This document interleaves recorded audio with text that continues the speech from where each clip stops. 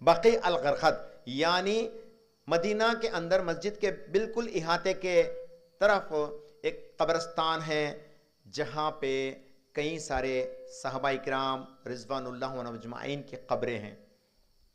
یہ جنت البقیع۔ اور جب محمد صلی اللہ علیہ وسلم مدینہ تشریف لا گئے تو وہاں پہ محمد صلی اللہ علیہ وسلم کو 2 یا 3 بار جبرائیل آتے ہیں، فرماتے ہیں اے نبی اٹھو جا کے ان کے لیے دعا کرو، بولتے ہیں۔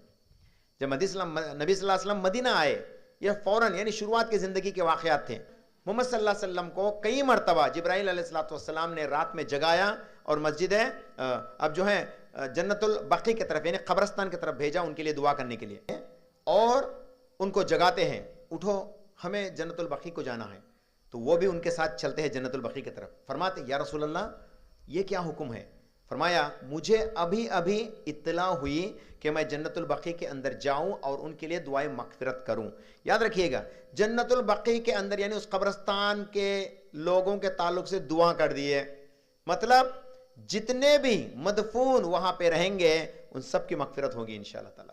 یہ اتنی فضیلت ہے کیونکہ محمد صلی اللہ علیہ وسلم خود اس جگہ پہ ٹھہر کے بار بار دعائیں مغفرت کرتے تھے، اور جبرائیل بھی فرماتے تھے جاؤ کرو دعا، بول کے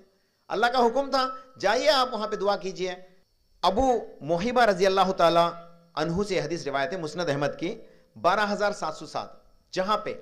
ابو محیبہ یہ بھی ایک غلام تھے نبی کریم صلی اللہ علیہ وسلم کے، ان کو اٹھا کے جنت البقیع کی طرف لے جاتے ہیں اور وہاں پہ ہاتھ اٹھا کر دعا کرتے ہیں قبلہ رخ ہو کر، قبلہ رخ ہو کر۔ اس سے پہلے نبی کریم صلی اللہ علیہ وسلم نے وضو کیا اور جنت البقیع کی طرف گئے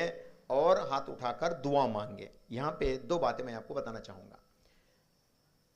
اگرچہ یہ نبی صلی اللہ علیہ وسلم کا خاص عمل تھا، اب یہ نہ سمجھے کہ دیکھو اب قبرستان میں جا کے ہاتھ اٹھا کے دعا کر سکتے ہیں، جو لوگ نہیں کہتے نا سنو رہی ہے یہ حدیث اچھی ہے بول کے، نہیں،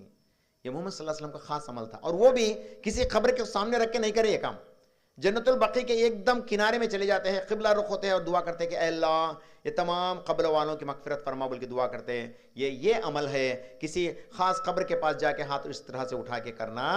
جائز نہیں ہے۔ اگرچہ اس کو جائز بتائے بولے تو اب تک چلتے ہیں سو رنگ رلیا پورے جائز ہو جاتے ہیں، اب وہ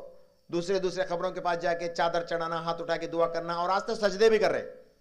یہ سب جائز ہو جاتا ہے اگرچہ اس کو ہم صحیح معنی میں نہ لیں گے تو یاد رکھیے گا یہ محمد صلی اللہ علیہ وسلم کے اوپر حکم تھا، جبرائیل آتے تھے جاؤ دعا کرو، اس طرح سے آپ علیہ السلام نے گیا اور دعا کر کے آئے۔ اور یہاں پہ ایک پوائنٹ دیکھیے، یہ جو رات میں یہ واقعہ ہوا نا، اجالا ہوتے ہی نبی کریم صلی اللہ علیہ وسلم بیمار ہو گئے، اور یہ